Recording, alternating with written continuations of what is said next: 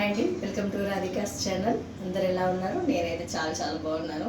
నేను ఈరోజు స్టవ్తో పని లేకుండా వేడి వేడి అన్నంలోకి అప్పడాల పిండి చేస్తున్నాను. అప్పడాల పిండి ముద్దలు అంటారు వీటిని. నాకైతే చాలా ఇష్టం. పెళ్ళైన కొత్తలో నాకు కూడా అంతగా తెలియదు అప్పడాల ముద్దలు అంటే.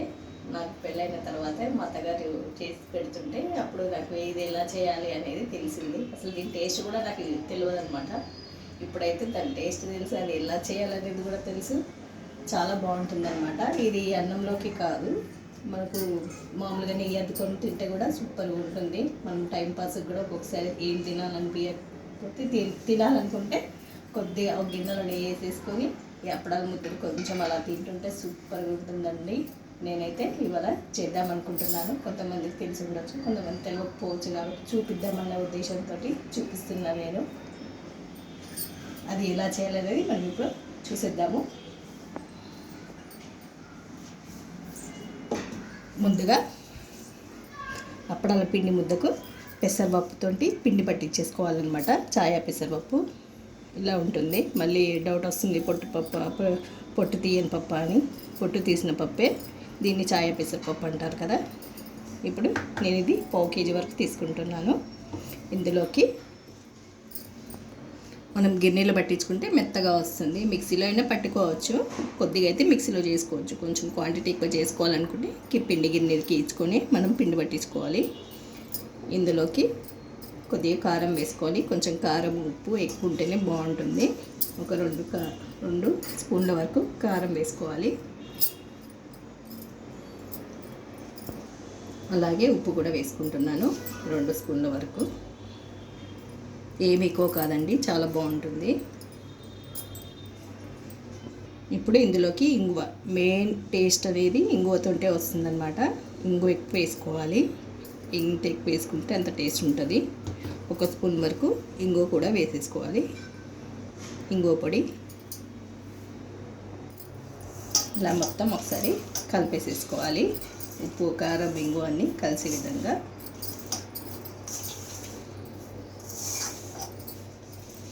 కొద్దిగా వాటర్ వేసుకోవాలి. ఒకేసారి వాటర్ వేసుకోవద్దు, ఎక్కువ వాటర్ పట్టవన్నమాట ఈ పిండి ముద్దకు.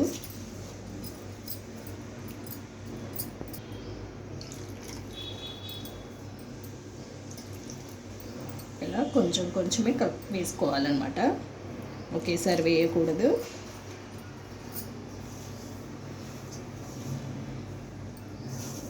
కొంచెం ఆయిల్ ఎక్కువ పడుతుంది దీనికి, ఈ పిండి ముద్దలకు. వాటర్ తక్కువ పడుతుంది, ఆయిల్ ఎక్కువ పడుతుంది. ఇది ఒక 3-4 రోజులైనా ఉంచుకోవచ్చు అనమాట. ఫ్రిడ్జ్లో పెట్టుకుంటే వారం 10 రోజులైనా ఉంటాయి అన్నమాట.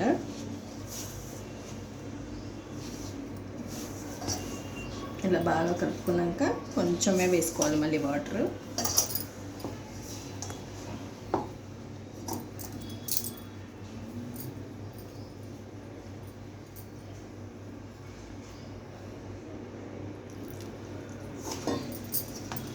నా ఛానల్ని కొత్తగా చూస్తున్నట్లయితే సబ్స్క్రైబ్ చేసుకోండి. నా వీడియోస్ కొత్తగా చూస్తున్నట్లయితే నచ్చితే మీ ఫ్రెండ్స్కు, రిలేషన్స్ వాళ్ళకు షేర్ చేయండి. ఇప్పుడు ఈ మాత్రం గట్టిగా ఉండాలన్నమాట. మనకు ఇక వాటర్ వేయద్దు, అంటుకున్నట్టు అనిపిస్తే, చేతికి అంటుకున్నట్టు అనిపిస్తే ఆయిల్ వేసుకోవాలి. ఇలా కొద్దిగా వేసుకోవాలి. ఆయిల్ ఎక్కువ ఉంటేనే మనకి ఇది టేస్ట్ అనేది బాగుంటుంది.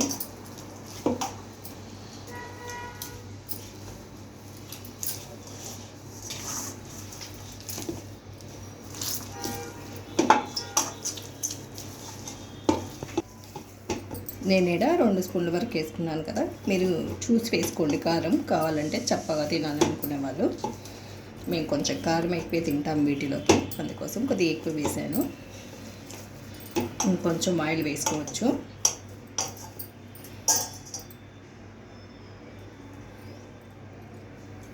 మళ్ళీ ఒకసారి బాగా మర్దన చేసేసుకోవాలి. చేతికి అంటుకోలేదు అంటే ఇక మనకి పిండి రెడీ అయిపోయినట్టు అనమాట.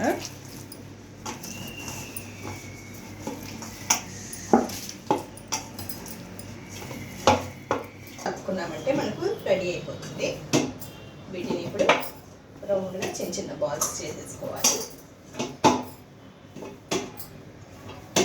బాక్స్లో పెట్టేసుకొని మనం ఫ్రిడ్జ్లో పెట్టేసుకున్నామంటే ఈజీగా తినేసేయచ్చు. ఎప్పుడు తినాలనుకుంటే తీసుకొని తినేసేయచ్చు. వేడటంలో కూడా తినాలంటే తినొచ్చు. రెడీ అయిపోయింది. వీటిని కొంచెం చేతికి ఆయిల్ అప్లై చేసుకొని చిన్న చిన్న బాల్స్ లాగా చేసేసుకోవాలన్నమాట.